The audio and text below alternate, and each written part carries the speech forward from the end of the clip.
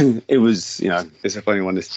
There are thousands of people who worked in that place, like I did, who will find that question. There's so many answers to that question, because it was a place like no other, and we created a place that was one of the best and worst places in the world. It was a place that shouldn't exist, and it was a fully functional, essentially like a small town. It was 10,000 people, and it had restaurants and shops and barbers and little sort of cafes, and we built mosques and churches, and and we just built things that were beautiful.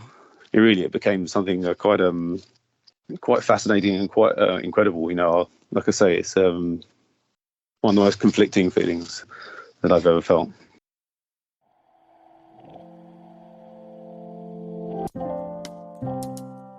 Welcome back to another episode of the Protect the World podcast. Every month, I connect with a different not-for-profit organisation that's making the world a better place.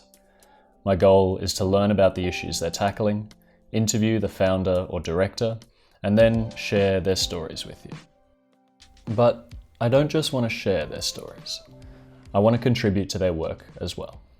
If you'd like to help me, you can sign up to the Patreon via the link in the show notes. The voice you heard at the beginning of this podcast belongs to Charlie Whitbread, founder and director of Mobile Refugee Support. Based in Calais in northern France, Mobile Refugee Support exists in order to provide essential resources and assistance to the significant refugee population in the region. In this episode, I speak with Charlie about the complexities of the situation in northern France, the destruction of the infamous jungle in 2017, and the challenges facing the team at Mobile Refugee Support on a daily basis. Charlie is idealistic, passionate, and highly dedicated to the communities he works with. Above all, I found his relentless commitment to the idea of freedom of movement to be quite inspiring, and I hope you do as well. So now, I bring you Charlie Whitbread, founder and director of Mobile Refugee Support. Charlie Whitbread, a very warm welcome to the Protect the World podcast. How are you today? Yeah, I'm good, thank you. Yeah, chilly over here, but all good, thank you. Good to hear. I want to start by asking, who are you and how do you describe yourself? Okay, Charlie Whitbread. I am a pretty average person in many ways. I'm 37 years old. I live just north of London. Well, that's where I was brought up and where I'm currently living. I have a partner and a 1-year-old son. I worked for a long time in London doing art valuation and working within art sales after studying. Then I have obviously found myself now, 10 years later, running a charity, which is operating over in North France. Well, yeah, and that's very much, I would go so far as to say that has kind of become a big part of my identity. It's, as is often the case when you love your work, when you really sort of becomes deeply engrossed in it, then I think that is a fairly common thing to happen. But yeah, I guess that's a brief. I would like to think a brief introduction as to who I am. Brilliant. Before we get into your organisation and the work that you're doing, I want to spend, I guess, a good bit of time discussing the context and really situating us in the region that you work in. So are you able to give a bit of an overview to what's happening in Calais and northern France and also in the UK? I guess if someone didn't know much about it, how would you explain the whole situation? Okay. Okay, so obviously a huge topic, so hard to know where to start. I mean, the situation we are seeing currently in North France, so Calais and Dunkirk, obviously. So these are the two primary locations where people are based. Is not a new one. It's one that has existed for decades. I remember even as a kid in the 90s seeing the images of people holding on to trains and coming through the tunnel when they first built the Channel Tunnel. And but it is something that's been going on a long time. Obviously, it received a lot of focus during 2015 when the whole world's attention was sort of on the refugee crisis and what was happening in Syria, and when that really came to head, or certainly reached a lot of people's own ears. And so yeah, like I say, it's not a new situation. But the situation is essentially that we have many camps. These are obviously not proper refugee camps. These are illegal settlements that are all over northern France, primarily around Calais and around Dunkirk. They are camps of people that could be anything from 10 to 500, currently even up to 1,000 people. And they're people from all over the world. Obviously, there are some nationalities that we see more of than others. So we currently have, and as has been the case for the last nearly 10 years that I've been working there, we have huge communities of Sudanese people, huge communities of people from Afghanistan. We always have a big community of people from Kurdistan, so from primarily Iraqi Kurdistan, northern Iraq, and along with people, communities of people from Eritrea, Ethiopia, and many people from Iran, from other Arabic nations. It's a huge selection of people who have sort of made their way to this corner of Europe. And it's no secret that the people who are in these camps are people who are trying to get to the UK. These are people who are trying to make their way to the UK, usually because their last remaining family or friends are living there and have established a life for themselves there.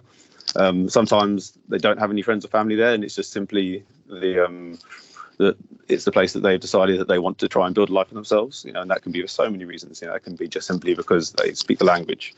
And it just and for many of us, for myself, no one needs a reason. When you believe in the freedom movement, then no one needs a reason or to explain why they want to be anywhere. And certainly as someone who's privileged enough to carry a passport like I do, who just travels where they want when they want, it's it's something which just a situation that shouldn't exist. And so yeah, these camps are full of people who are obviously trying to make their way to the UK.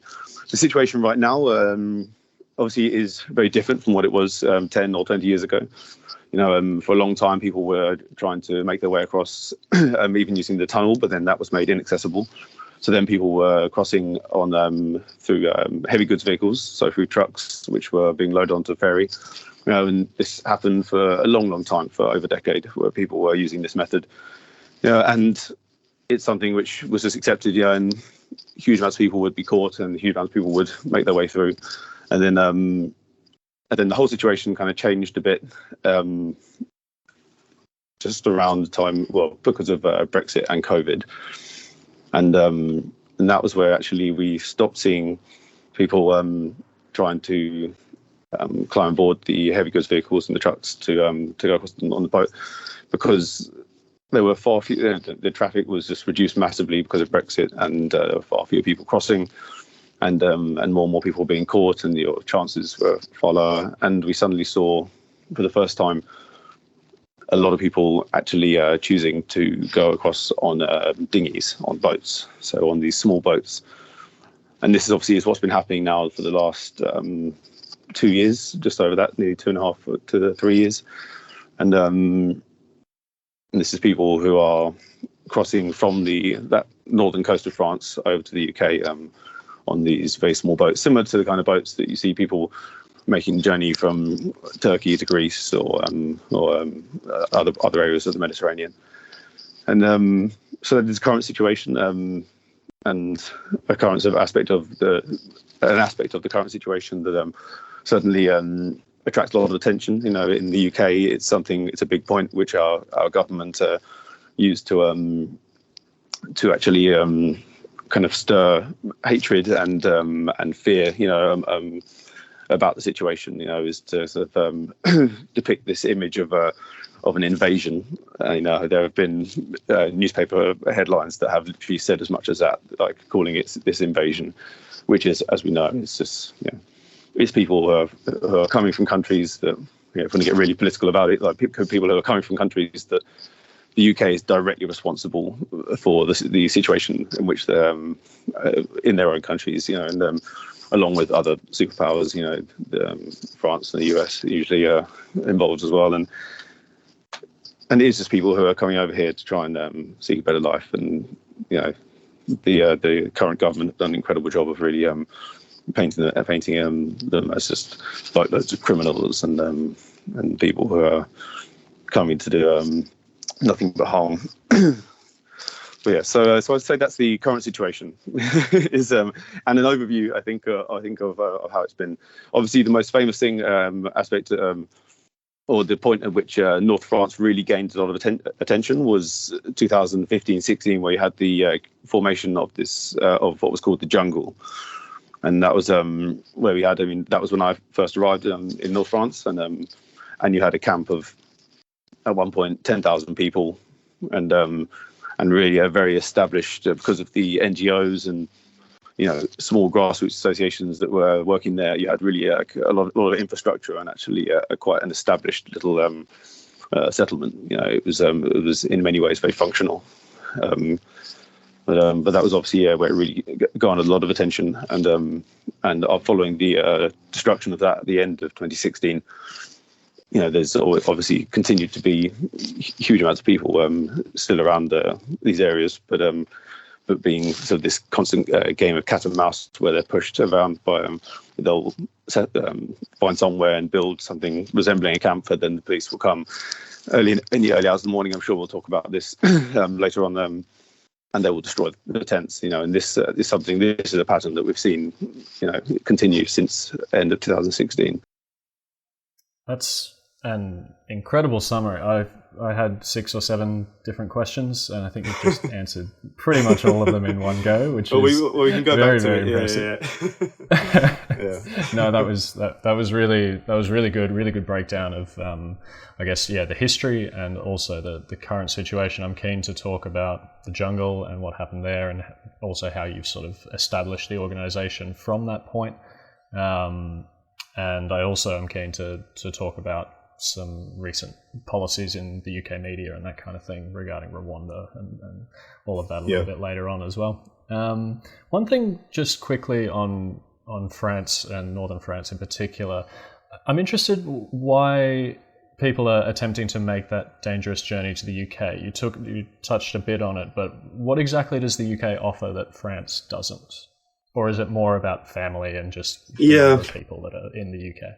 I guess, really when it comes down, you could argue that there are things, people, some of them paint a picture or have a picture painted in their mind of the UK as a very, just place where, where you will be treated with respect, where you can, where you are safe. It does have that for many of them traveling across Europe. Many of these people that we work with, like, that is the image that they have in their mind, and and I don't know what that's where that's come from. Sort of maybe the way that we've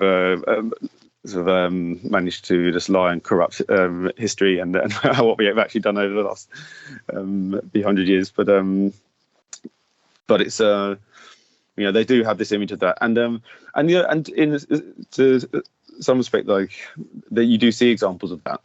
The amount of police violence in the UK is like a fraction of what it is in France. That is that's a fact. It's it really it's not like police violence doesn't exist here. Of course it does. But what we see in France, that's on a daily basis. And they get away with stuff which is just it's really unimaginable for many people. It was for me until I started seeing it and seeing the injuries sustained from the people who were there. And but so going back to this, so the pull factor, I guess, if you will, for the UK, it's for many of them. It's that for many of them, like I said, it's family. For many of them, they've got an uncle or a brother or aunt or a sister who has gone to the UK, maybe 5, 10, 20 years before, and has made a life for themselves, and and they're because of the situation in their own country, they've decided to try and make that move, and to have a connection gives them a huge advantage. But we see more and more, and always, there's so many people who don't have any connection, and it is, I guess the pull factors are that it's, it's a place where there is an opportunity where you will be treated with a certain amount of dignity. It does have a huge black market economy. It famously does, and that's something which has attracted people from all over Europe and the world. And there are, I don't know statistics, but I imagine quite a huge amount of people who are just working that's in the UK, just working illegally or what's classed as illegally and without documents. And we see this as well, like people who maybe have crossed before and applied for asylum and had it rejected, and then they've been deported back to wherever it may be, back to their home country or back to the last place that they were had given a fingerprint or whatever, and then when they have made the journey again the second time, or many times it may be, back to the UK, have then actually decided no, they're not going to apply for asylum, but still what they can earn, like just working illegally, is actually still enough to sustain the life that they want, and to actually maybe even send money home. Yeah, definitely. I'm interested. We'll talk a lot more about the situation in northern France, but what happens when people get to the ground in the UK? You spoke that some go to apply for asylum, others move into that sort of underground industry. Well, it completely depends. I mean, I remember that most people that are crossing to the UK at the moment are usually being taken into custody as soon as they're arriving, and that is I think the situation for most. I mean, obviously, if you arrive in the UK and you're not taken into custody by the police or by any authorities, then obviously some will then go to a city perhaps that they would like to be in, and then go and apply for asylum. So essentially go into a police station, and declare yourself as a refugee that's arrived in the country, and which and I've seen that for years. That'd be the way that it would happen. However, I think right now, I don't know the statistics of how many boats land and people and without being caught, as it were. But many people are taken into custody as soon as they arrive, and so then they are obviously put into housing. And we're seeing, it's all across the news daily in the UK right now, where like these gross methods that are being used, where we actually got this barge, I think it's off the coast of Dorset. It's called the Bibby Stockholm, and it's it's just a huge floating prison, essentially, that they're putting people in. And it's been all over the news this week because a young guy took his own life after being put there. And so it's pretty horrific. And and that's obviously one of the places where they could end up. Obviously over the last few years we've seen they've used old disused barracks, like decrepit buildings that are no longer fit for military use, but they have been putting asylum seekers or whatever, displaced people into these barracks and leaving there for, lengths of time, and in like very hostile places. So there was one in Penally, which was quite well known. It's in Wales, and of course the most typical that we see is just being put into these like accommodation centres, like hotels, as people refer them to, refer to them as, which are all over the country. But that's the essentially what will happen when they are taken into custody after landing in the UK. Then they have a long process, obviously, which right now can be years, and that could be years of being in the same place there, in housing with a lot of random people, or maybe be moved into a small housing, which could be anywhere. Really, there's no consideration given as to where you are or who you're with. And now the backlog of people who are now have arrived in the UK, but and are waiting to be processed. It's crazy. Yeah, it's heartbreaking, and a lot of those policies have been implemented after seeing how they were implemented in my country back in Australia, and I'm seeing a lot of similarities between the way that the two countries approach this topic. But I think so as well. Let's talk a little bit more about, I guess, the reason we're here, Mobile Refugee Support. How would you describe your mission as an organisation? Well, we were, so myself and my partner Jed, we formed it in 2017. And it really wasn't a plan of ours to start an organisation. It was something that happened as a result of a few other things, and we had both been working for a different organisation that was based in North France, and they announced quite suddenly that they were going to stop operations. This was in June 2017. Following the destruction of the camp at the end of 2016, I'd stayed in North France, and at one point was living with a lot of people who had worked as translators and helping NGOs during the time of the jungle, and then had started to then work again with people who were still living in the area with this larger charity. But then, as I say, when they closed doors in June 2017, then there was still just a lot of people who had been depending on that organisation, and a lot of the larger NGOs had just left, at the end of 2016, and there were just huge gaps, for really vital things. It wasn't, where people weren't providing it, and where the people who really were just, who were stuck there and had, no one else that they could sort of turn to. There was no support from the government or anything else, and no infrastructure that had been created for people who had to leave the camp in a moment and had been living there for lengths of time. And anyway, so we really formed the organisation off the back of all that, and it was done initially in a very informal way, where we just took some donations from people who had seen the situation and wanted to support it, and we had still a couple of vehicles, and certainly the familiarity with the community. So they were very supportive with us, and when we were in these early stages, and but then we realised actually to support this community of this size, and to actually be able to provide really the aid that we wanted to, we needed to actually set it up into an official organisation that could actually fundraise and actually receive sort of donations and sort of more formal support.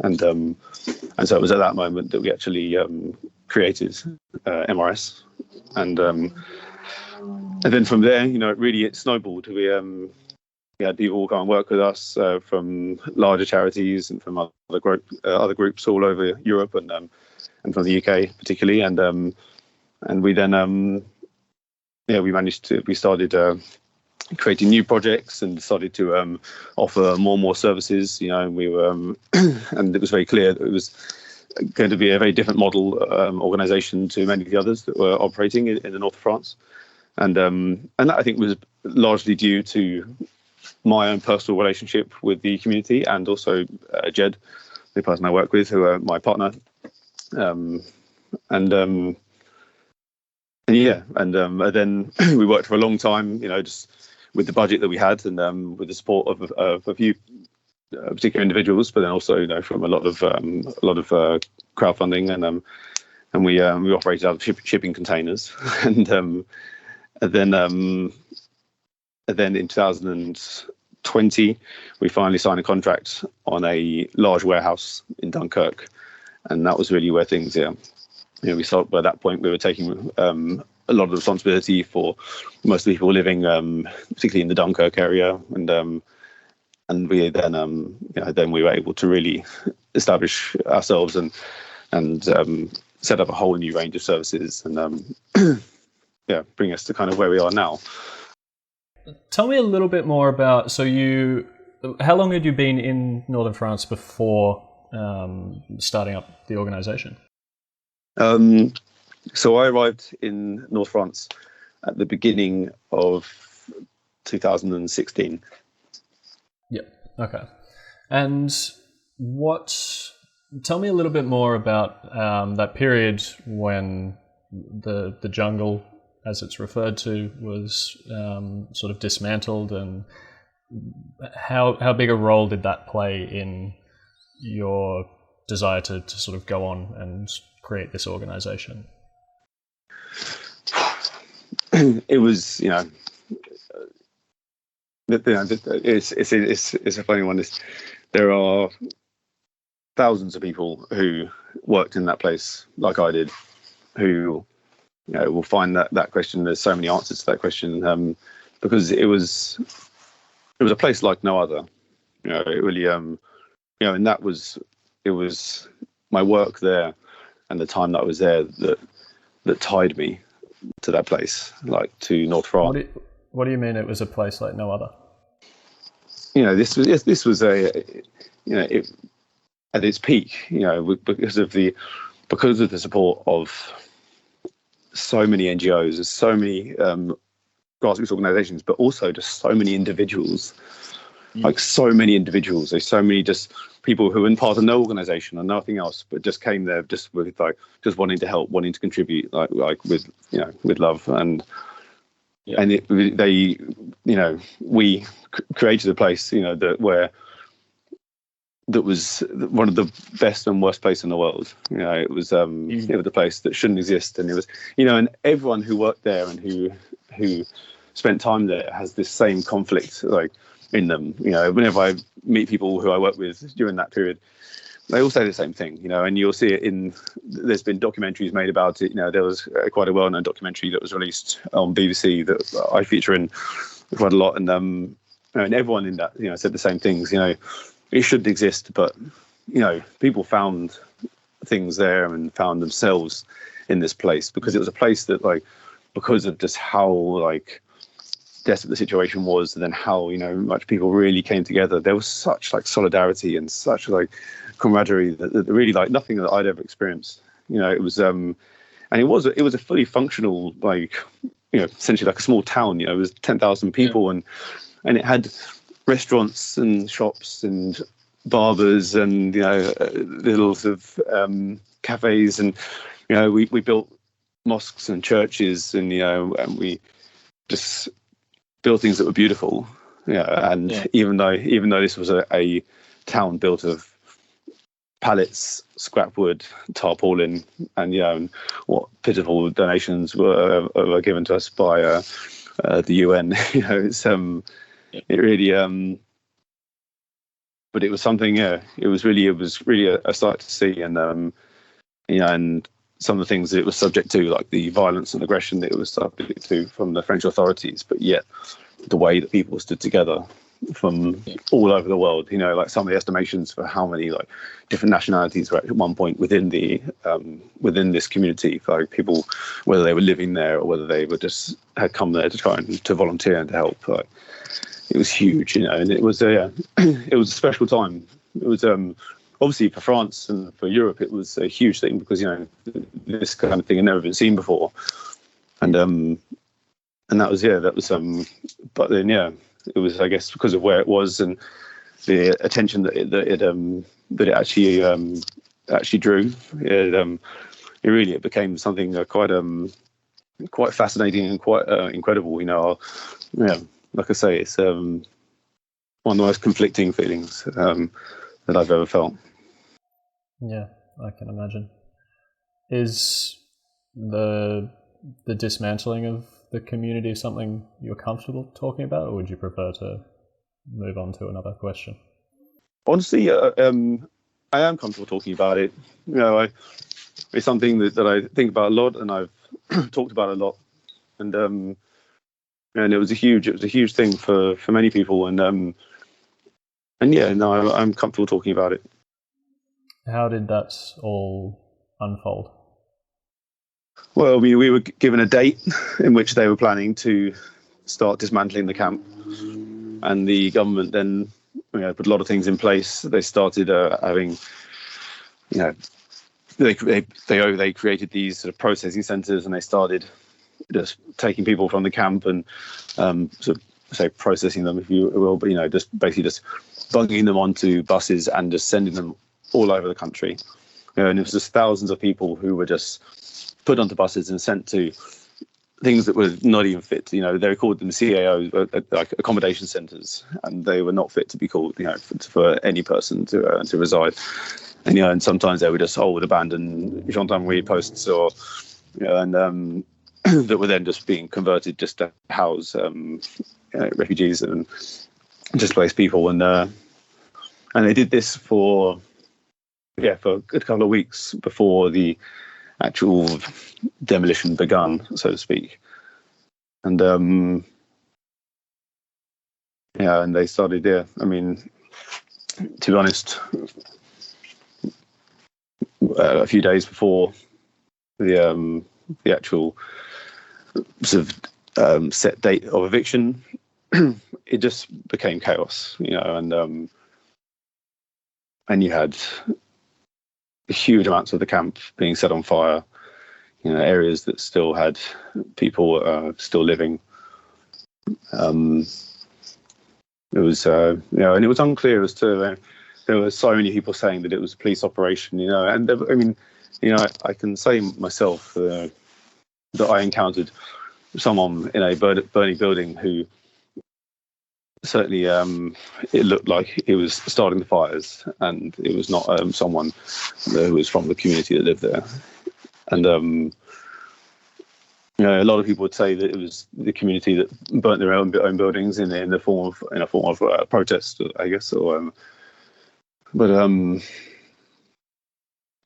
hindsight, when I look back at it, it was just chaos. It was complete chaos, and we were operating a fire response team, myself and the really involved with a good 15-20 people, and that was both volunteers and people from the community who'd become part of our teams. There were some Syrian guys who I spent a lot of time with, who I go so far to say has lived with, and who really gave their time working in that camp, and really supported it and looked after the community, as well as any volunteer. But over those days it was chaos, and we just did our best just to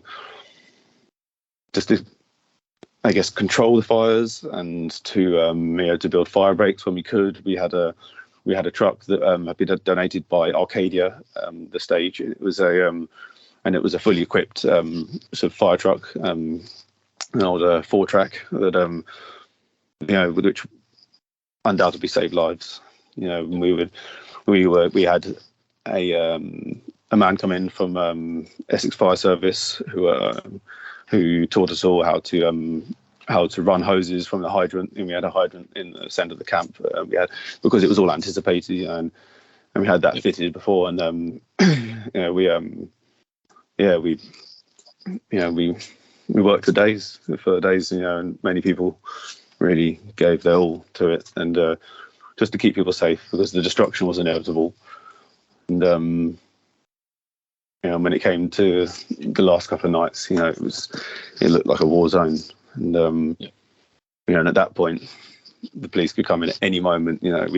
We had nights where the police came in and were firing gas canisters across the land, across the sort of the ground at sort of kind of height that would hit you in the stomach or even the head. Not firing them into the air, and like these rubber bullets were being just shot into crowds of people, like literally. It was, and this was happening at night as well. And it just became like a war zone. And then finally, when it actually was all over, and we all left the site, it was barely recognisable, and just said, you had thousands of people who then, hundreds of kids who just disappeared, hundreds of kids who'd been recorded and sort of monitored by the team supporting children, or by MSF, just completely disappeared, and just thousands of people just just dispersed, and it was an intense time. Yeah, that's absolutely horrific and unbelievable to hear it from someone who was on the ground there. I guess in the period since then, obviously these challenges haven't gone away. Tell me a little bit about what the organisation has been doing since then. Mobile Refugee Support. What are the main projects you have running, and what does the day-to-day look like on the ground?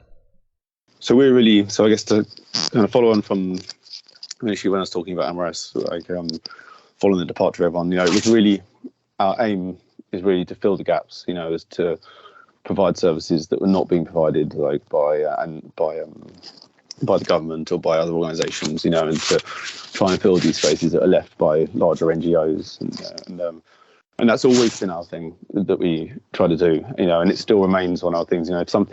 If a service that we are offering is able to be covered by someone else who wants to come and work there, even if it's just on one day, then we'll change our focus to something else. It's something that we really believe in. And in terms of and as an organisation, as I mentioned earlier, we do operate very differently from most other organisations in North France, and probably in many ways other humanitarian aid organisations, that operate anywhere, in that we really just put so much into building a relationship with the community and into really building that familiarity and that trust, and really trying to tailor services like to individuals. It's something that we really believe in very much, in trying to stop this idea. And obviously there are so many moments where it's impossible, and you just need to be able to distribute a large amount of something to a large number of people. But because we are an organisation that's on the ground every day, and we get to know these people, we're there sometimes working meters from where they're living, and other times we're working in an area where they're having to perhaps walk to from where their camp. And we do get to know these people, and we do build this relationship with them, and we put a lot of time to trying to create services that are just for the individual, and so we distribute all the things that you'd imagine, tents and sleeping bags and ground mats and blankets and clothing and shoes, but it's very much about creating that trust with communities, where means that when they need something, they will come and ask for it, and that is a lot more economical in terms of like the stock. When you're supporting over 1,000 people, you can't just be coming in with van loads of stuff and just distributing. Not when you're a charity the size of ours anyway, and you can't be coming in and just distributing vast amounts of things every day.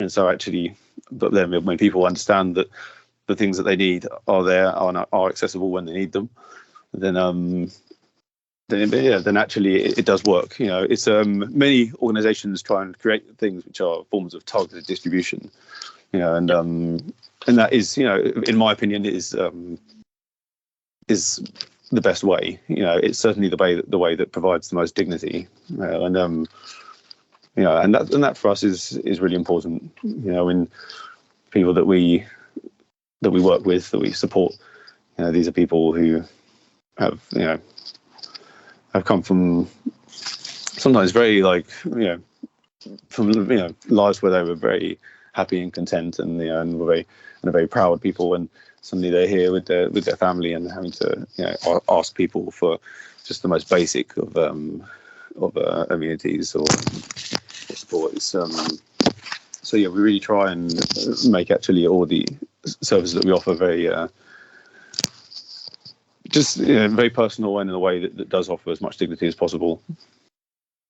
In terms of the other things that we provide, like as I say, we distribute all these items, and but we offer a range of services as well. We refer to as static services. So when we are on the ground, we will set up with our vehicles where people are then able to come and charge a telephone. They can use a mobile Wi-Fi spot that we have, which obviously is such a huge thing. It means people can talk to their families, if they can, even just download music and things that they might want to listen to, without having to spend a fortune on data.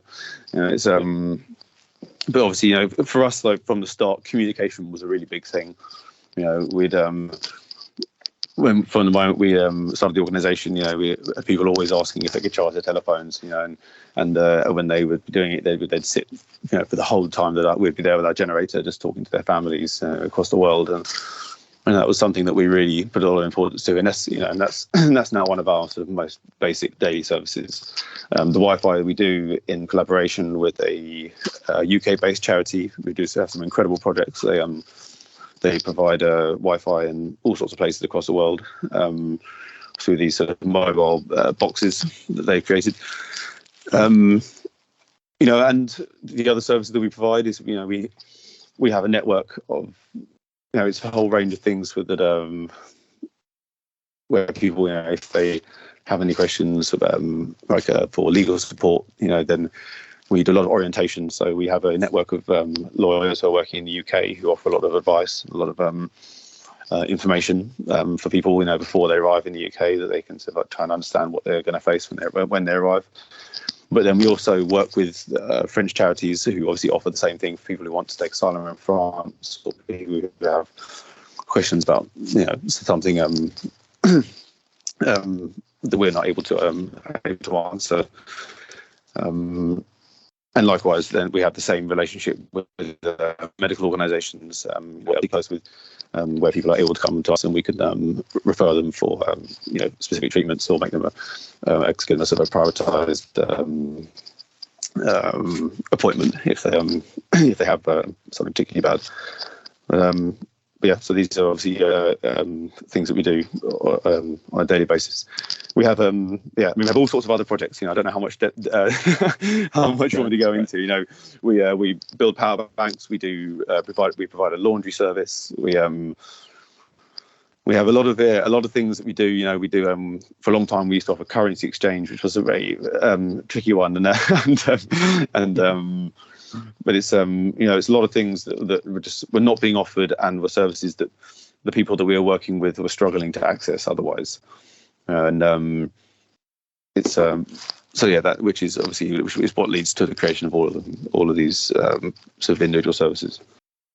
Yeah, it sounds like all of the services that you're providing are very human-centered, as you talked about earlier, that focusing on what people actually need right there on the ground. And it's interesting, there was a line on your website, you were talking about larger NGOs and charities failing to develop close kinships, and I found that word interesting, and often making it a policy to maintain a professional distance, and then you say that you strive to be different, and I guess that really shows in the work that you're doing.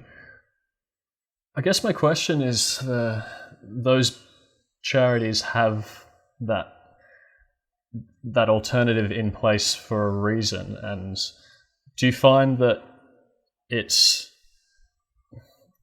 comes at a cost? Or, I assume you wouldn't do it any other way, but is it more challenging? Yeah, for sure.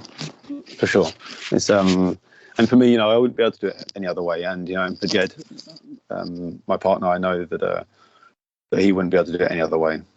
And and it comes at a cost, for sure. I see it with I feel it, of course. But that's a whole other thing. But I see it in the people that have come work with us. We've had some amazing volunteers. We've had people who have given their life and really everything, like their life and soul to this work, to these communities.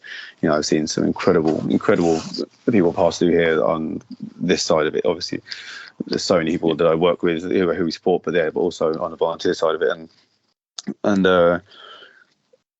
and yeah, it's it does take its toll, and because it means but when you strive to be able to answer, or offer a solution or release some direction towards a solution for everything that you're faced with, then that puts huge amounts of pressure, and and that's something. But I see, you know, where some people come and work with us, and it's not for them, and they prefer to have a different relationship with the people that they're working with, and there's you know, and where some people come and, you know, we very famously have held on to some volunteers for, you know, we had people stay with us for up to 3 years, working with us. You know, people who came for a week and just never left, and I've always thought that's a really special thing, and it's something which has continued. You know, that we've had some teams last for huge lengths of time just because they really love the work and you know, come to believe in it, and you know, and to really believe in it, and with all their heart, and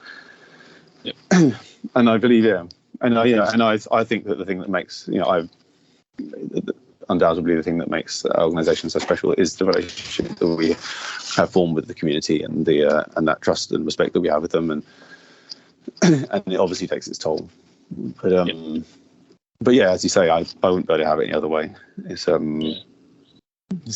there are many people who I've worked with, and who have worked with us over these last 7 years, and who you know, who have left and will probably never come and work in this sector again.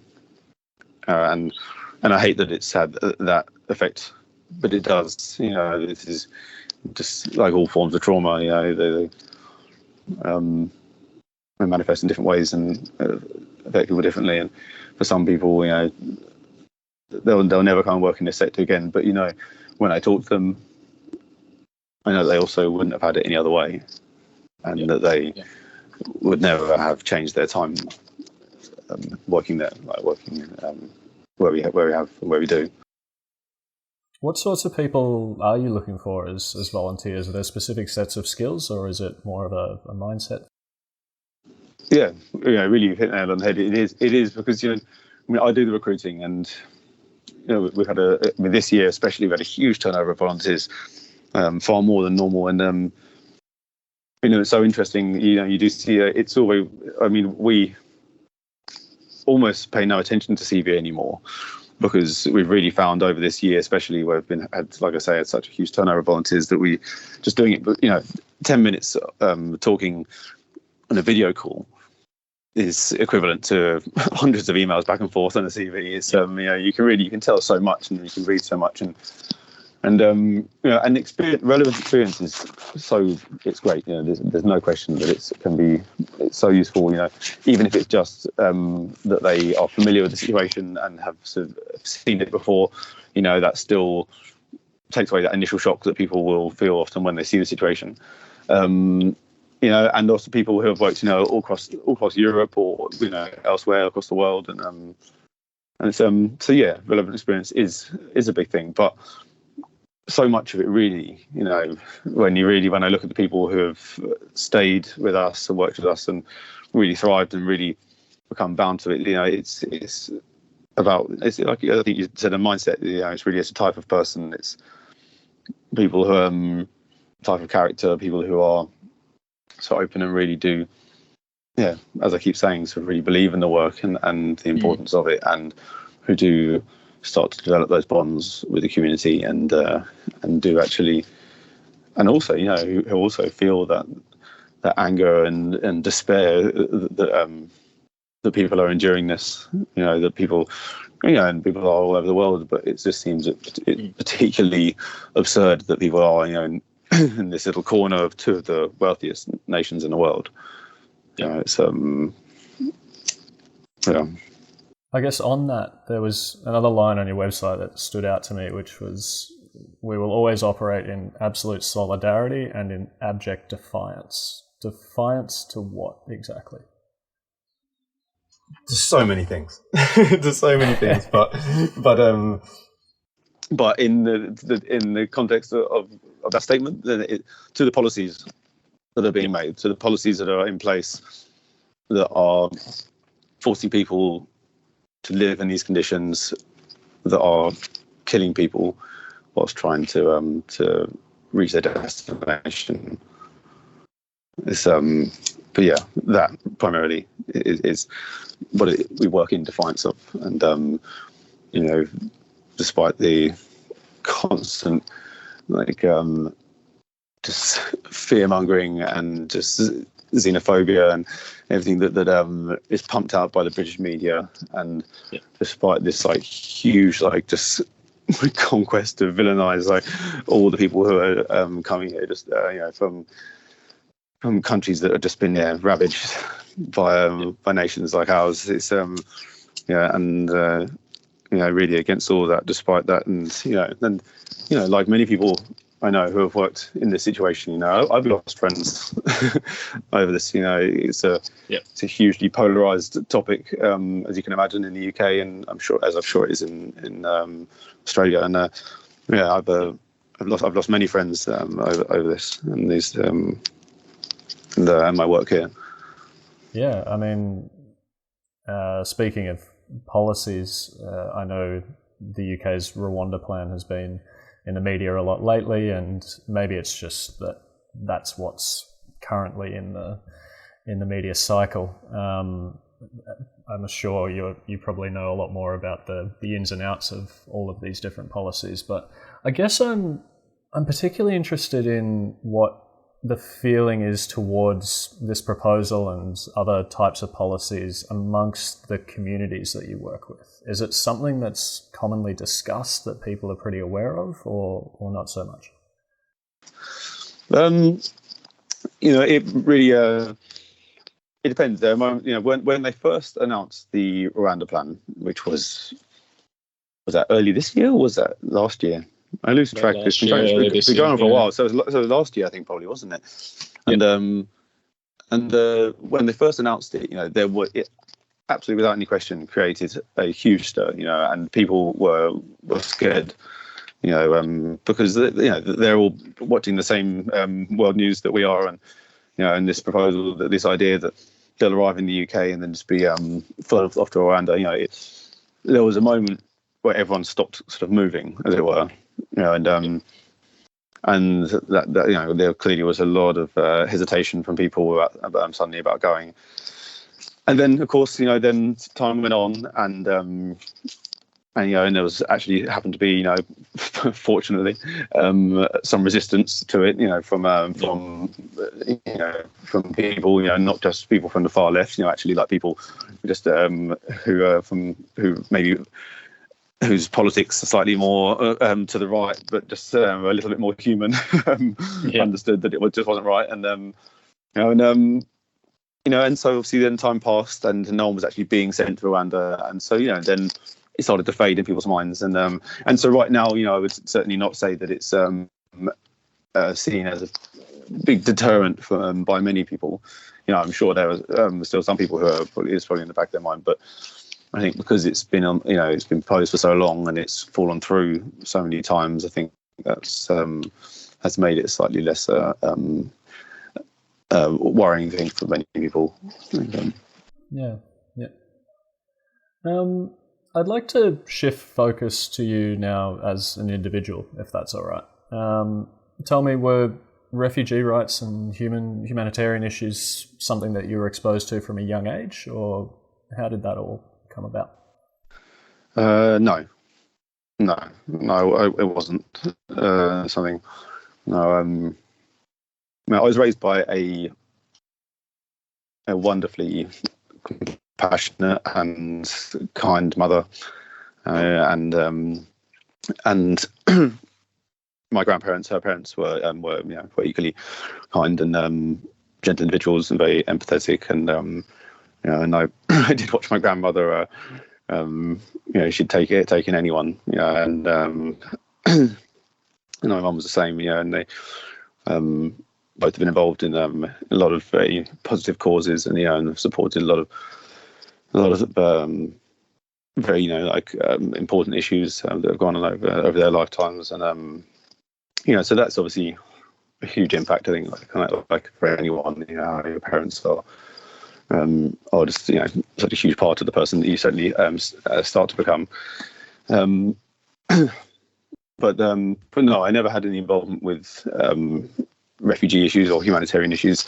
I remember again in the 90s as a little kid watching the lines of people walking across the Balkans from Bosnia over, and that was a very memorable thing for me, and obviously very interesting now, at this point in my life where, we work with people who have walked that same route, and with many organisations who operate in that area. And but no, I really was down a whole different route. My plan was to make art, sell art, make as much money as possible. That was my plan.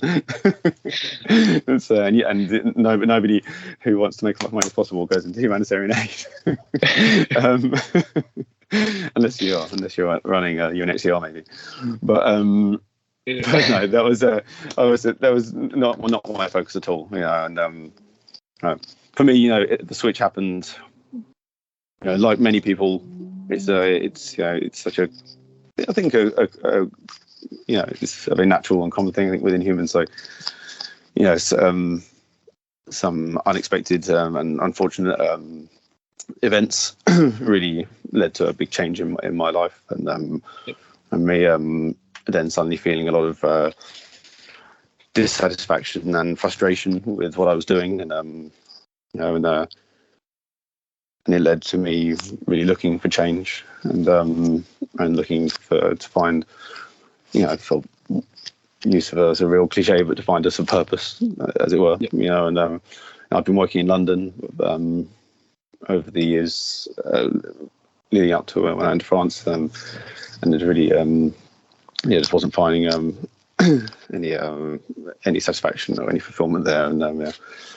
But as I say, it's I feel like it's something, for many people it takes something to happen, something to really to change, or for me it was in 2012, the passing of a very good friend of mine. It was someone who was my closest friend and who I had lived and worked with for many years, and the father.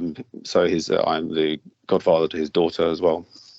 And he was a very special person. He was an incredible artist whose work is being exhibited all over the world now. And he was only in his mid-20s when he passed away.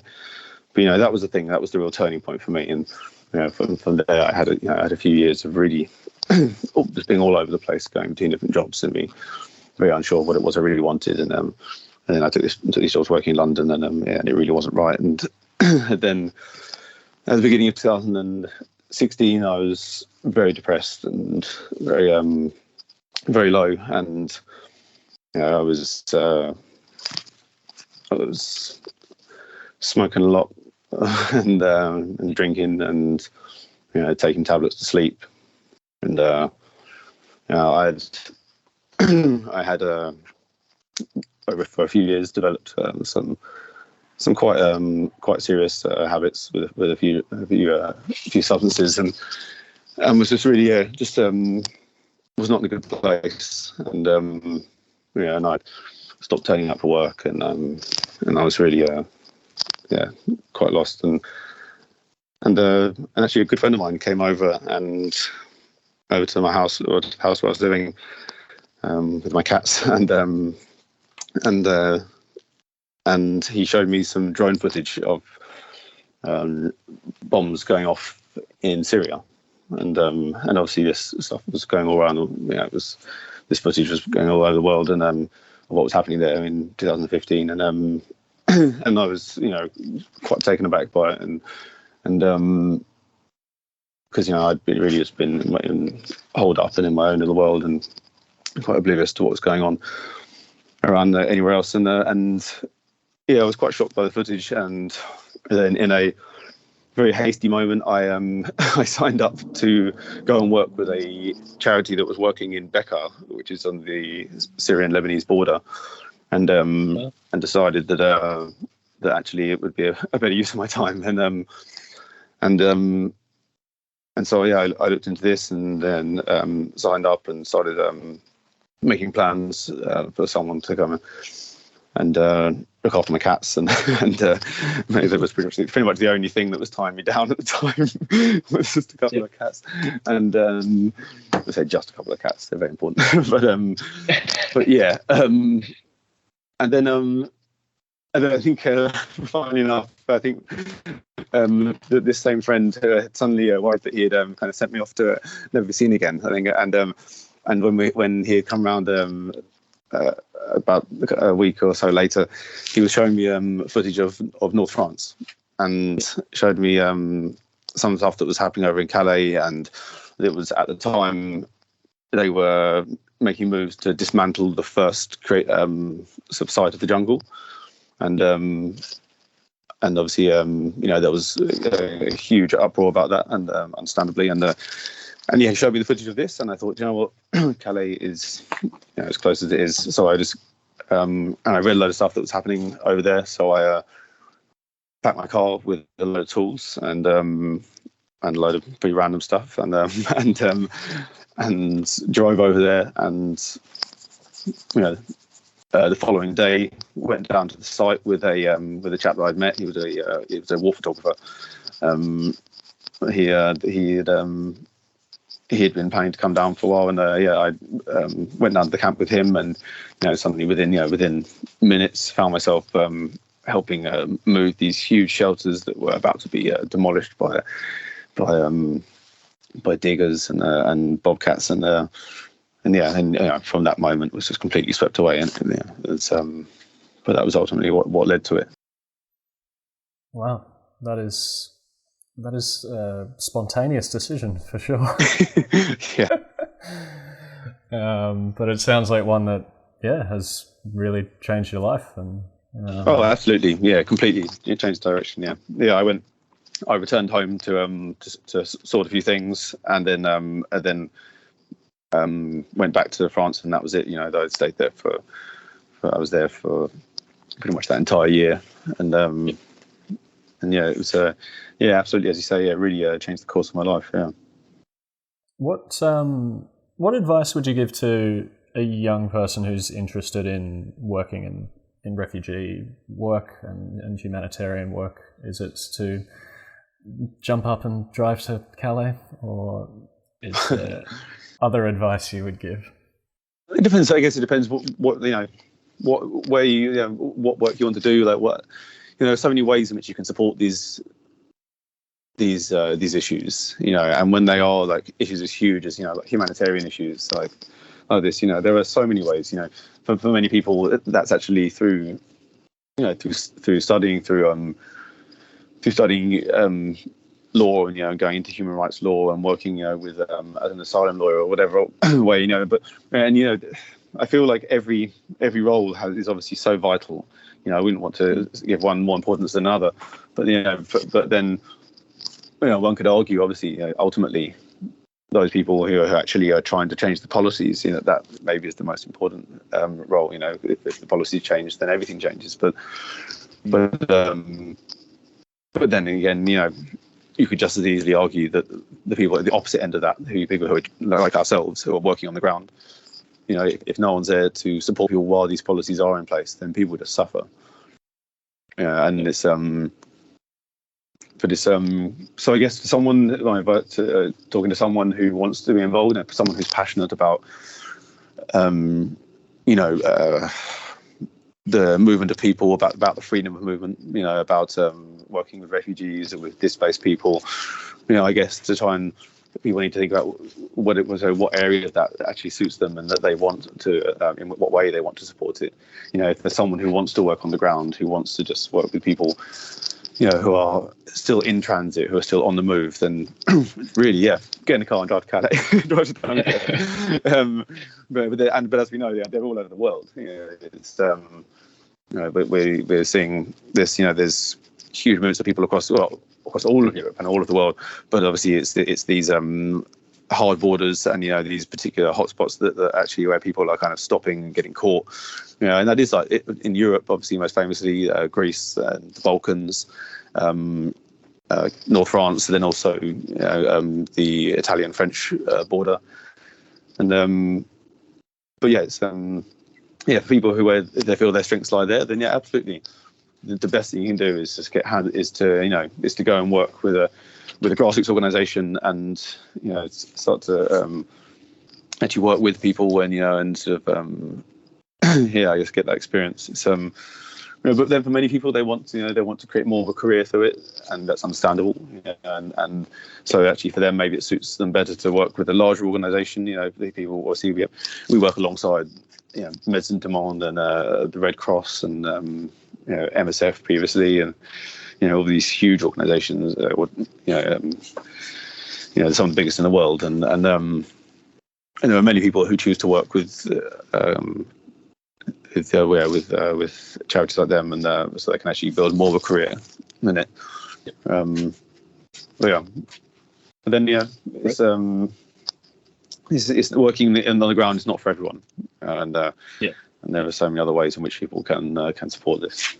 Yeah, and you're spot on. There's so many different roles and ways that you can influence this from bottom up and top down. So yeah.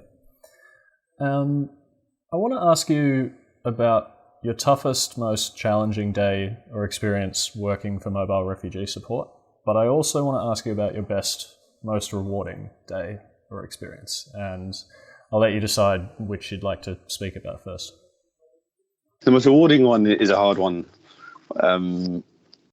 This is a much harder one because there's so many. There's the moments where someone who's been in the camp for a long time, someone who's been in a really difficult place and who we've really developed a relationship with, who have a bond with, who care about, who maybe finally actually reaches their destination, and that's one of the most rewarding things, that can be really special, when it's someone who you've watched suffer, someone who's been to a lot, and some of these people have been to a lot, some of the people you work with, they've been through things that certainly, Western Europeans just have no idea about, and this and cannot imagine. It's really whether it be what they were subjected to back up in their own countries or the abuses they've suffered on the way. And so yeah, sometimes there's moments where people have reached their destinations. I think of some. There's a family in Leeds that I'm very close to, a Kurdish family. They've got two little girls who, when they were in the camp, were 7 and 1. They'd had a real a nightmare of a journey. They'd been on a boat for I think these 7 days and crossing the Mediterranean, and they got stuck in North France for a long time, and we'd worked very closely with them. And I remember them crossing, and that was a special moment. It was knowing that they were safe. It's not like that was over. Since they arrived in the UK, we had a battle for them to actually be granted asylum. They were still threatened with deportation, and even having a 1-year-old. This little girl turned 1 and learned to walk in the jungle. And now these little girls speak English and even have a little northern accent.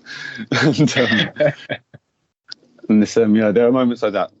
But they're probably the most rewarding because that's there's so few real happy endings here, because for many people they make it to the UK, but then it's just it's a different type of suffering, and it's a different type of limbo.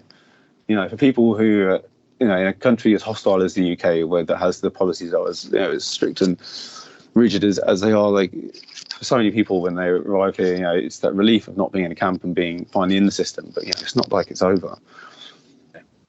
There's only a few that there are some when there's a happy, real happy endings. There's not that many. There are some though, and there are like I say, there are people who have arrived and finally get that right to remain. And those are probably the most rewarding. But there are also the moments where where I felt where I've been in the camp and the situation is shit, and the conditions are shit, and yet everyone really just holds together, and there was just so much love and so much gratitude and so much mutual respect and understanding, and they are really, really special moments. They're and I can think of a few in some really harsh conditions where just that we've been working with people, and just the the solidarity that we felt like with these communities and with people is it's something, you know, which people search for. You know, it's the feelings. This is real. It's the real. It's the stuff that life is about, and those kind of feelings. And yeah. So as I say, it's a lot harder. In terms of hardest, you know, there's obviously a couple that stick in my mind. You know, and people die here, and you know, in November 2021, a boat went down with 33 people. You know, only 2 people were found. 2 people lived. 2 people survived. They found. They didn't even find all the bodies. They found, I think, all but 4 of the bodies, and but only 2 people lived from that boat of 33. You know, and they were people that we worked with, people that we had that we'd gotten to know, that we had that had lived in those camps for months, and you know, and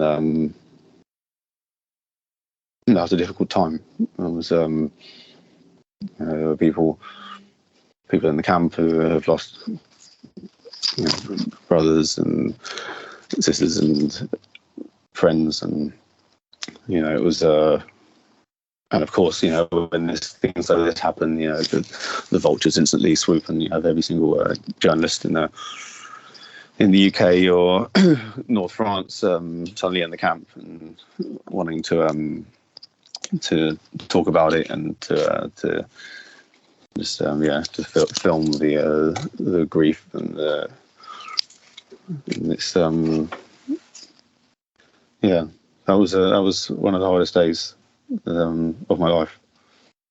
Yeah. It was and it's hard, you know, you can't compare that to, like, you know, obviously losing people I love, you know, it's very different, and but this was, you know,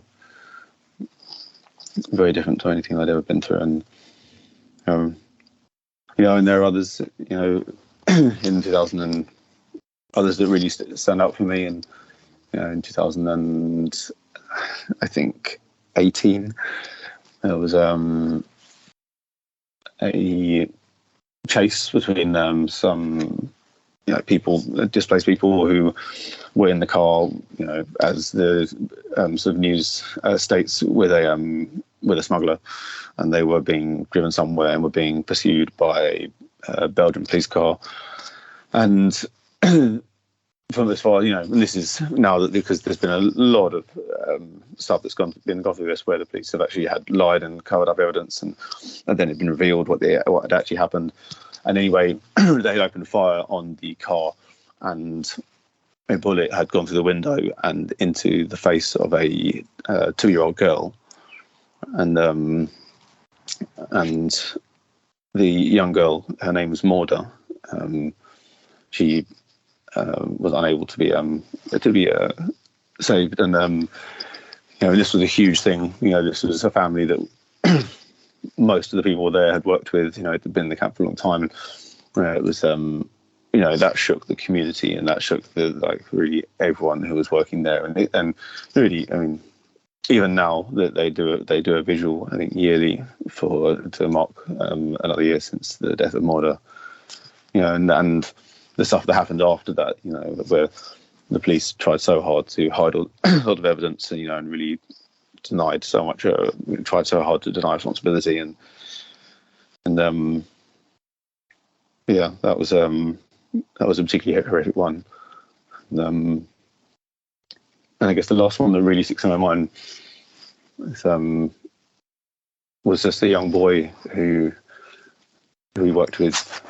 His name was Baka, and he was just a lovely boy. He was 15, and he was there with his aunt and with his little sister, and he was a Iraqi Arabic boy, and he was there for a long time, you know, and he was such a lovely kid, and he used to translate for us, you know, and he was, you know, very into, like, telephones and, you know, gadgetry, and we'd often bring him things like, we had a Libyan guy working with us who was quite an impressive technician, and he'd repair old iPads and phones and stuff and bring them to play with. And he was just a lovely kid, and he was killed whilst trying to cross a train track. And he had endured some stuff, and he had at the hands of the police and the authorities, and then he had been denied entry to a accommodation centre because he was a boy, because he was male, and he wasn't a small child. And so his sister and his little sister and his aunt had still entered, and they needed to, and he was with a group of other young lads, and they didn't know what they're doing. They're kids, and he was killed trying to cross a railway line, and I think of him a lot. He's one I think of a lot. I guess having this conversation now is interesting because it makes me realise that I don't think about this stuff a lot. Because as I say to many people, I despite everything, I love my work. I believe in it and I love it. Yeah. And I don't stay doing it just because I want to just damage myself irreparably. I love it, and I do it out of choice. But I guess I do avoid thinking about these things. And it's I've met and loved so many people over the years that I've worked with these communities, and it's something which I don't think I would have found anywhere else. It's I think in these moments like real desperation, and I really I think you can just find something so incredibly where you can really humans can really bond and support each other and come together in a way which is very different.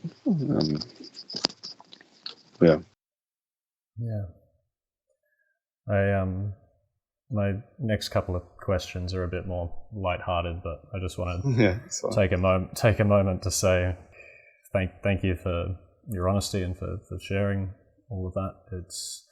It is really incredible work that you're doing, and it's really important work, and it's definitely not easy work, but thank you. You're making a genuine difference in people's lives, and it's really impressive. Thank you. I have a couple of quick fire questions that I like to ask everyone. Are you keen for that? Yeah, go for it. Cool. All right. You're allowed to pick one person, living or dead, and you get to live their entire life from start to finish. So you pause your life right now, you live their whole life experiencing everything they've experienced, and then you come back to your life with all of their memories. Who do you choose?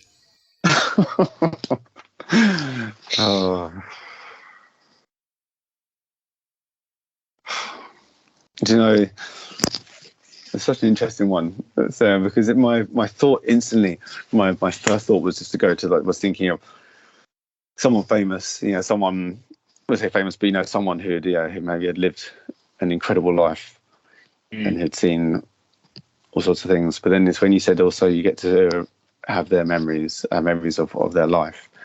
So I choose my grandfather. Interesting. Why is that?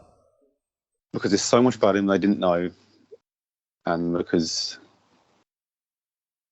he was such a deeply complex and intelligent person. My grandfather's name is Osman Hamid. He was the son of a very well-known and wealthy Indian Muslim man called Abdul Hamid, and he was sent over to the UK when he was very young. And he was only, I think, 6 years old, and he enjoyed some shit for sure. He was half Indian. My his mother, my great grandmother, was a British lady, English lady that Abdul had met while studying at Cambridge, and and it was not an easy time to be even a little bit brown, and and there's not in the UK anyway, and anyway, yeah, he had a hard life, he had a hard childhood, but he did some incredible things. He was a deeply intelligent and sensitive and wise person, and I think there's so much about him that I wonder about. And he was an incredible artist, and he worked as an architect for a while, and just throughout his life just did so many things and achieved so many things. And it was he's definitely who I would choose. Yeah, that's a good answer. I like that. I want to ask you sort of two versions of this next question, but we'll start with the smaller version. So you wake up tomorrow, you find you've been elected, let's say both UK Prime Minister and French President. You've got full power, everyone's supportive of what you're doing, you don't need to compromise to win votes or anything like that. What's the first thing you do in relation to refugees and asylum seekers? And the next one's going to be like the global perspective. But I'm particularly interested, like at the sort of national level in England and France. Like, what do you think solutions look like? Oh, yeah. It's such a because the fire in me, the person in me, in my heart, in my soul, wants to just say, just open the borders. The first thing, open the borders. The freedom of movement. It's that's ultimately the answer. Obviously, this. I mean, it would obviously be such a hugely complex thing. And I don't even know how you'd go about actually doing that, or the process of doing that, and in a safe way, so to speak. But yeah, I guess to begin with, the very first thing that I would do, to make this question a bit easier on myself, I think the very first thing that I would do is I would absolutely put a stop to all of the harassment and violence that is going on at the border. That would be the first thing, would be to stop the French authorities having this freedom to act the way they do, and to actually just stop that absolute abuse of human rights that is happening on the French-British border. So that would be the first thing. And I guess, say you were to wake up and find your powers have been expanded, you've got global authority of some sense, a UN Secretary General with actual power. Again, everyone's supportive of your decisions. What do you do to address the global refugee crisis? What do those sort of big picture solutions look like in your mind? Global refugee crisis. I was preparing. I wasn't for anything like what's the decision about the fate of the entire world. Yeah, no, don't worry about climate change. We'll get someone else to sort that out. Yeah. I mean, that's such a complex one because obviously like anyone, I've become so involved with these issues, and obviously then the deeper politics exist in different situations, and because ultimately what the desire is for refugees to be able to return to the home. That I guess has to be and is always fundamentally the number one desire, that nobody has a reason to flee, and combined with that freedom of movement, people don't have a reason to flee but have the choice to move. It's that two-way thing, and but I guess is it? Do you mean? So, am I making this? I guess if I am allowed to make decisions about refugees and not, but have no power over the wars that are happening that create them. And, then I guess ultimately it's to at least just first of all just to strive to be able to actually provide somewhere for all the people that are having to flee for or leave for whatever reason. Because such a big point for me as well. I guess this is sort of really digressing from the question, but I guess we use the word refugees a lot, and it's and we refer to people obviously who are leaving because of war, ultimately, like as one of the main reasons. But through whatever type of persecution and like whether it be religious persecution or for another reason. But we do believe in the freedom movement, and actually these terms. That's why we try very hard to use this word of displaced person. But even that, it's still it still fails to encompass it exactly, because there's still just so many people who maybe haven't been displaced but just are willing to take that chance to be happier, for something better. And I'm not sure if I answered the question or if I just completely digressed onto. No. I mean, it's not the easiest question in the world, and there were some poignant responses. 2 more questions for you. Firstly, what are some other organisations that inspire you and whose work you admire?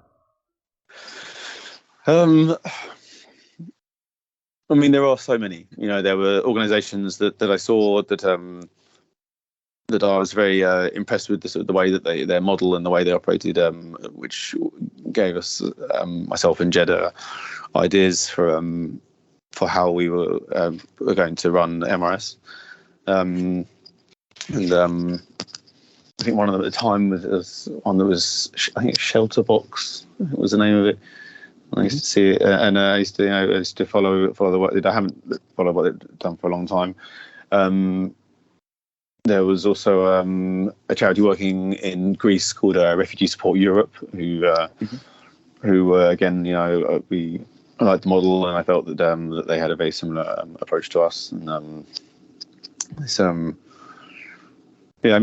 obviously, I guess, understandably, I'm far more drawn to grassroots organisations.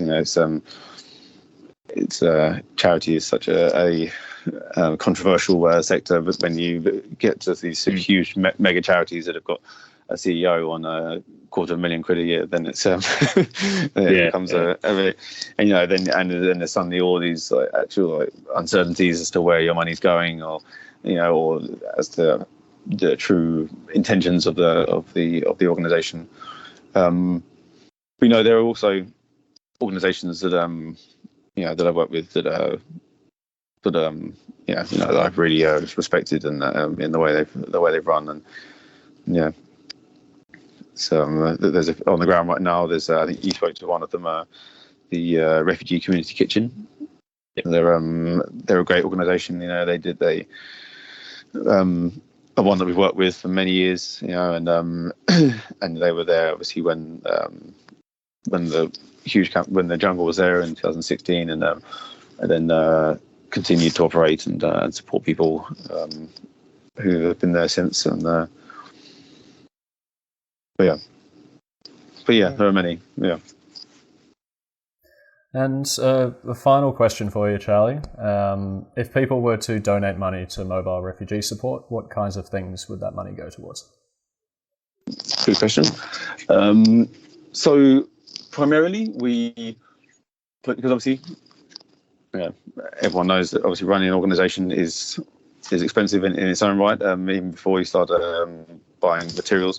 But fortunately we do a lot of applications for grants, and we do a lot of fundraising to cover most of our overheads, and also a huge factor is that we have a lot of people who are who invest who are personally involved with MRS and want to support it or sponsor the projects that we do. So fortunately, that means that the money that people donate to us is primarily spent on bulk purchases of material items. So that goes towards things like tents and sleeping bags. It can go towards bulk purchases of things like underwear, or this time of year, like gloves and hats. And when we have our food pack project going, then we do buy. We have a ordering system in which people can request particular items when they want to cook for themselves, and so we buy dried and tinned foods and provide food packs to people. But yeah, people who donate can rest assured that the money is very much spent directly on things that benefit the community. Brilliant. Well, the idea with this podcast is that every month I want to feature a different not-for-profit organisation, and then I also run a Patreon where people can support the project, and half the money helps me to keep sharing more stories, and the other half goes directly to the organisations that are featured. So I'll be sending that donation over to Mobile Refugee Support very shortly. A big thank you to all of the amazing people who support this project, and an even bigger thank you to you, Charlie, for taking the time to chat with me today about all of the incredible work you're doing. I really appreciated your openness and honesty about all of it. You're most welcome. It's really a pleasure. You've asked very interesting questions that have made me think about many things I haven't thought about for a long time, and it's nice to recall them, and I've enjoyed talking. Yeah, I've really enjoyed it as well. So all the best with your future work. I hope I can get over there one day and come and see it in person. But keep up the great work, and thanks so much. Yeah. You'd be most welcome. If you ever made it over. We had a Australian group come over to us in 2018, and they then actually came over twice more following that. It was a group called Road Rage. It's run by an incredible guy, Tony Davison, who he's really a wonderful man who I also consider a good friend. In fact, I'll have to maybe direct him to listen to this. But yeah, and they came over a few times and worked with us and raised money and so you'd be most welcome if ever you did make it over. Yeah, you'd be really, really welcome.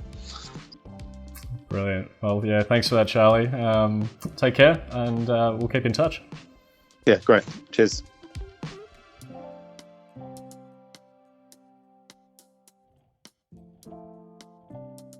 That was Charlie Whitbread, founder and director of Mobile Refugee Support, an organisation working to improve the lives of some of the most vulnerable people in Europe.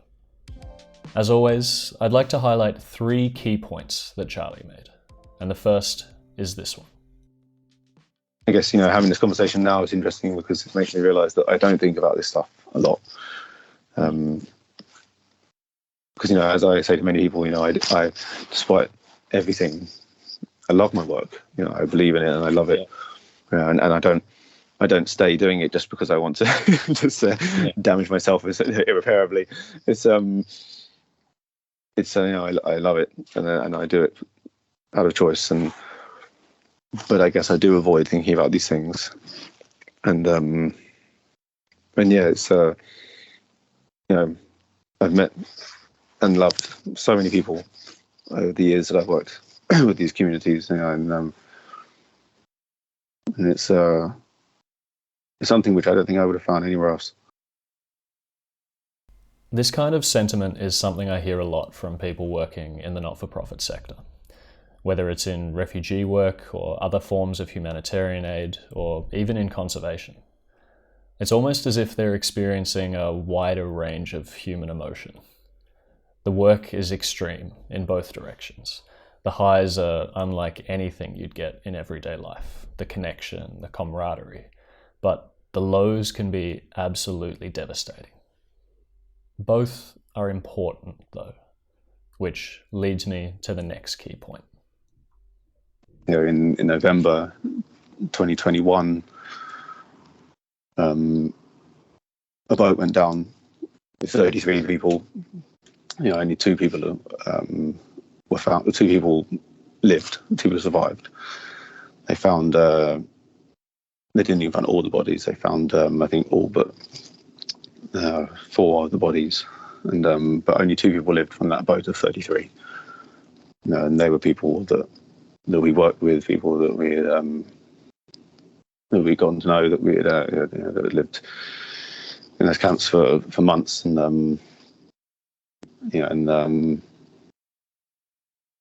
that was a difficult time. When Hearing Charlie recount this story, I couldn't help thinking back to earlier in the conversation when he was discussing how the organization's philosophy comes at a cost, but that he wouldn't have it any other way. The decision to deliberately form close kinships with communities undoubtedly makes the tragic moments hit harder, but that doesn't mean we shouldn't do it. Because it does hurt, it should hurt, and often it needs to hurt in order for people to care. Distance and disconnection is the thing that fosters this ambivalence and outright cruelty towards refugees that we see in so many societies around the world. Out of sight, out of mind. Too often nowadays, we're taught to avoid or suppress negative emotions, our sadness, our anger, but in doing so, I wonder if we're also suppressing our humanity. The final point I'd like to discuss is this one. We do believe in the freedom movement and actually these terms. That's why we try very hard to use this word of displaced person. But even that, it's still it still fails to encompass it exactly, because there's still just so many people who maybe haven't been displaced but just are willing to take that chance to be happier, for something better. And yeah. This idea is really important, and it's a framing that needs to be more widely accepted. The standard definition of a refugee being someone who's fleeing persecution, war, or violence is outdated. It's too narrow. In this age of complex, interconnected crises, there are myriad reasons why people decide to leave their homes, and all of them are valid. The main question we need to ask ourselves is, would we do the same thing if we were in their shoes? And if so, then providing support is nothing more than basic human empathy. But Charlie is also speaking to a deeper truth here, one that recognizes that a truly just and equitable world is one in which full freedom of movement is guaranteed as a human right. One where anyone, for any reason, is able to choose to leave their current circumstances in search of better ones. And obviously we aren't going to arrive at this world overnight. But that's not the point. The point is that it must be the end goal, the aspiration, the thing that we're striving for. And for Charlie and his team, that fundamental commitment to freedom of movement is at the heart of their work. If you'd like to contribute to Mobile Refugee Support, you can donate to them directly by visiting mobilerefugeesupport.org. And you can also follow them on Facebook and Instagram. On behalf of all the amazing people who support this project, I was able to make a donation of $100 to Mobile Refugee Support. If you'd like to help me give more money to more amazing NGOs in the future, please consider signing up to the Patreon via the link in the show notes for as little as $5 a month. In the show notes, you'll also find further information about a range of topics that Charlie and I discussed during this conversation. An extra big thank you this month to everyone who supports this project. Since beginning just over a year ago, I've profiled more than a dozen amazing NGOs from every corner of the globe. I've given away thousands of dollars and raised even more than that indirectly, and none of it would have been possible without the incredible people who support Protect the World via Patreon. In case you missed it, sometime in the second half of 2024, I'll be taking Protect the World to Africa in its original documentary format.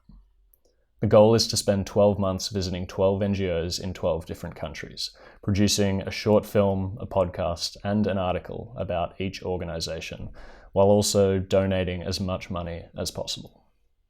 It's going to be quite the adventure, and I hope you'll come along for the ride. To everyone listening, have a joyful holiday period and a very happy new year. And I look forward to continuing to share this journey with you in 2024.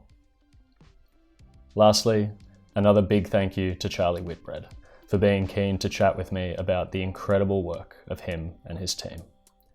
I hope you found Mobile Refugee Support as inspiring as I did. And I'll see you next month for another episode of Protect the World.